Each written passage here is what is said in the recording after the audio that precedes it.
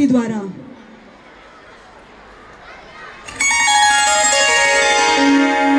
यह दृश्य है गोकुल नगरी का, जहाँ श्री कृष्ण ग्वाल बालों के साथ गोपियों से माखन खाने की इच्छा व्यक्त करते हैं।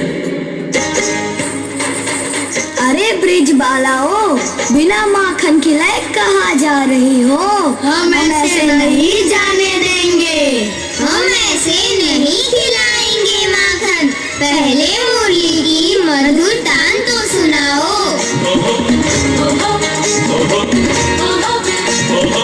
घट नट घट नंद किशोर, माखन खा गयो माखन चोर। घट नट घट नंद किशोर, माखन खा गयो माखन चोर। पकड़ो पकड़ो दौड़ो दौड़ो काना भागा जाए। पकड़ो दौड़ो दौड़ो काना भागा जाए। कभी कुंज में कभी कदम पे हाथ नहीं ये आए। गोकुल की गलियों में मच गया शोर। धन्य है गोकुल नगरी, जहाँ श्री कृष्ण ने अनेक बाल लीलाएं की। समय आने पर श्री कृष्ण और बलराम विद्या अर्जन के लिए गुरुकुल जाते हैं। कृष्ण और बलराम का गुरु सांदीपन के आश्रम में प्रवेश। प्रणाम गुरुवर। आयुष्मान भव। वत्स, आपका परिचय? गुरुवर, हम वसुदेव पुत्र कृष्ण और बलराम हैं। आपका यहाँ आने का कारण? भगवान, हम आपके श्री चरणों में बैठकर शिक्षा ग्रहण करना चाहते हैं। आप हमें अपने शिष्य के रूप में स्वीकारें। इसी आशा को संजोकर हम मथुरा से यहाँ आए हैं। आओ वत्स, आपका स्वागत है। देवी, इन बालकों के रहने का प्रबंध करो। गुरु माता के चरणों में हमारा प्रणाम। चिरंजीव हो वत्स, तुम्हें देखकर न जाने क्यों ऐसा लगता है जैसे मेरा खोया हुआ पुत्र वापस आ गया हो। मुझे अपना पुत्र ही समझे माता। आओ पुत्र, मेरे साथ चलो। सुदामा, ओ सुदामा। जी माते। तुम्हारी कुटिया में जगह तो है ना? हाँ माता, मेरी कुटिया में जगह है। तो ठीक है, आज से ये दोनों तुम्हारे साथ रहेंगे। मित्र, तुम्हारी कुटिया कहाँ है? मित्र? तुमने इतनी जल्दी मुझे अपना मित्र बना लिया? न जाना न पहचाना। मैंने तुम्हें जान भी लिया और पहचान भी लिया। मैं इस मित्रता को कैसे निभाऊंगा? मैंने तुम्हें मित्र कहा है, इसलिए इस मित्रता का उत्तरदायित्व मेरा है। सुदामा, तुम जब भी बुलाओगे मैं दौड़ा चला आऊंगा। यहाँ दोनों सच्चे मित्र बनते हैं। कृष्ण ने सच्ची मित्रता की परिभाषा को दुनिया के समक्ष परिभाषित किया।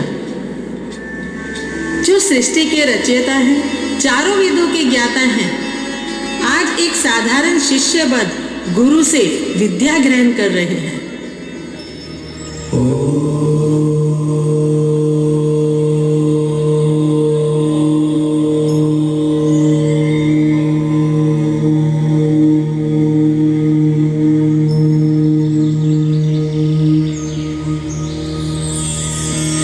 विद्या निधि सांदीपनी सकल गुणों की खान, शिष्य रूप में परखते स्वयं कृष्ण भगवान, दोनों परम महान।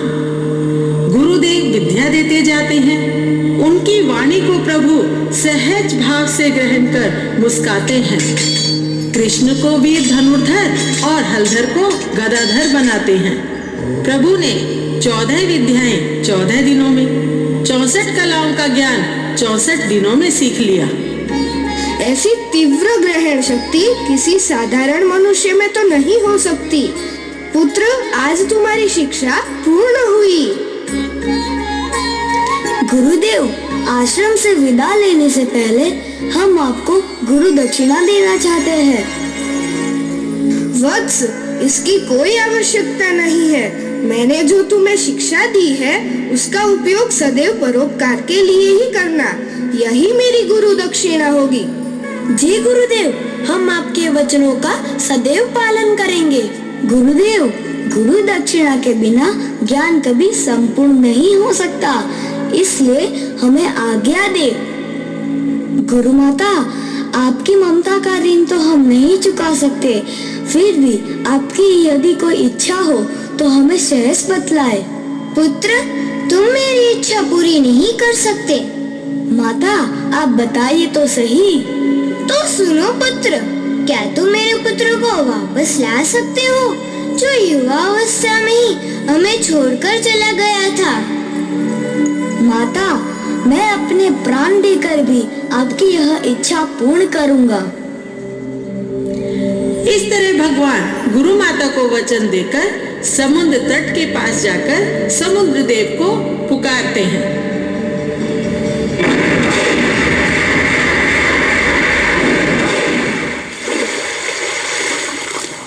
हे जगतपति, हे त्रिलोकीनाथ, आपने स्वयं यहाँ आकर मुझे दर्शन देने की कृपा की, इसके लिए आपका कोटि कोटि धन्यवाद। कहिए, सेवक के लिए क्या आज्ञा है?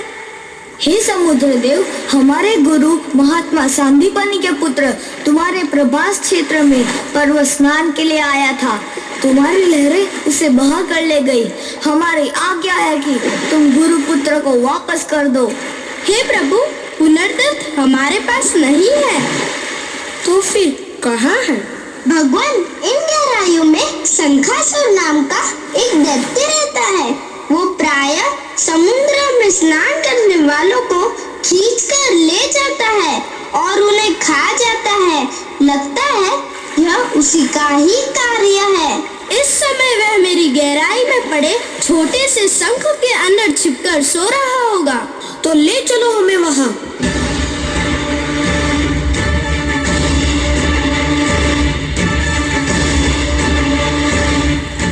दैत्यराज, कहाँ छिपकर बैठे हो? सामने आओ। जागो दैत्यराज, जागो।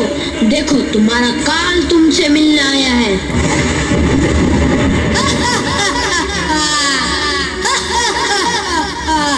मेरा काल? तो आओ, मिलो ना मुझसे।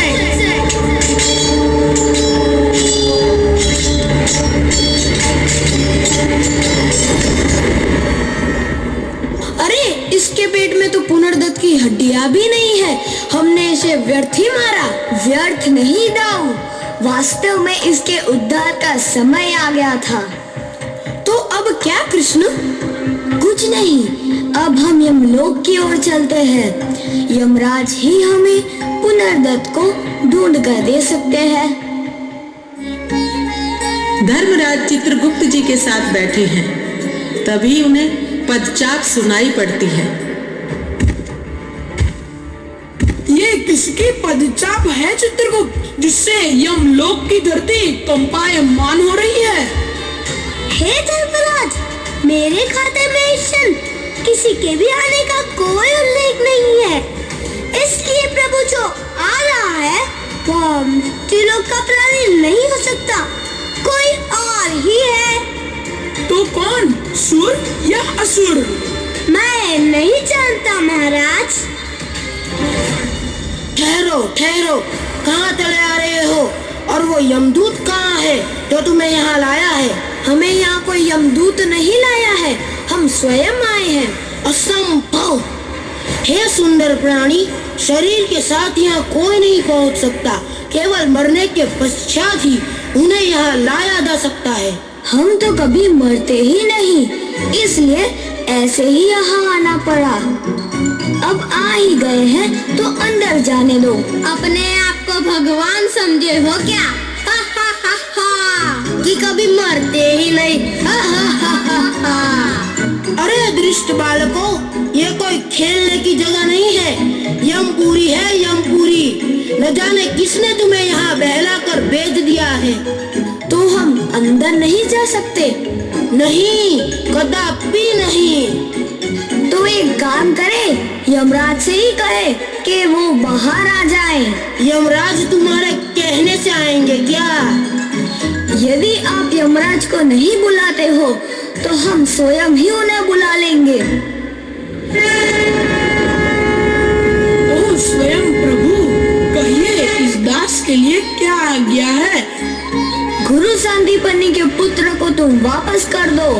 इस समय वह जहाँ कहीं भी हो हमें ला कर दो, यही हमारी आज्ञा है।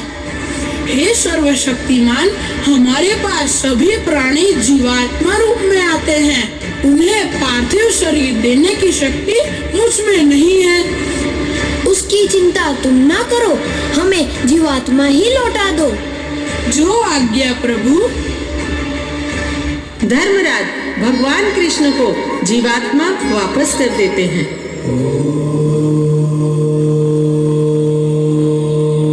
और प्रभु गुरु द्वारा सिखाई गई विद्या का प्रयोग कर जीवात्मा को शरीर प्रदान करते हैं। जीवात्मा पुनर्दत्त के रूप में आ जाती है। पुनर्दत्त, तुम्हारी माता कई वर्षों से तुम्हारी प्रतीक्षा कर रही है। चलो उनके पास चलते हैं। कृष्ण और बलराम पुनर्दत्त को लेकर गुरु के आश्रम में पहुंचते हैं। गुरुदेव, गुरुदेव, गुरु माता, देखो कृष्ण और बलराम आए हैं। उनके साथ आपका पुत्र पुनर्दत्त भी है। क्या कहा? पुनर्दत्त? क्या? मेरा पुत्र पुनर्दत्त आया है। पुत्र पुनर्दत्त, पुत्र पुनर्दत्त। माँ, पिताश्री। गुरु माता खुश होकर श्री कृष्ण को आशीर्वाद देती हैं।